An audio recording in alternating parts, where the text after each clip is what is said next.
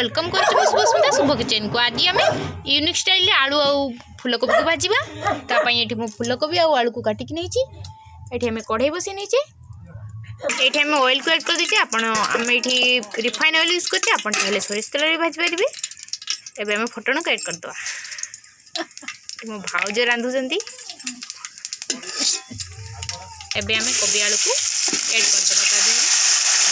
एबे आम स्वाद अनुसार लुण को ऐड करदे। ये आम हलदी गुंड को ऐड कर दीजिए।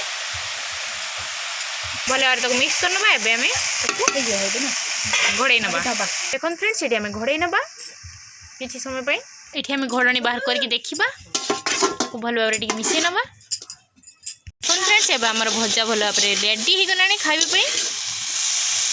फ्रेंड्स ये आम घरे भाजिकी जो लंका गुंड यूज कर लंका गुंड और जीरा गुंड को देकी भल भाव फ्राए करना। एबे आमर देसी स्टाइल रे भजा हो गला रेडी। एमती थोड़े भजा भाजिकी खातु केमती लगला निश्चय कहतु। लाइक करूँ शेयर करूँ सब्सक्राइब करूँ। रही फ्रेंड्स नमस्ते बाय बाय।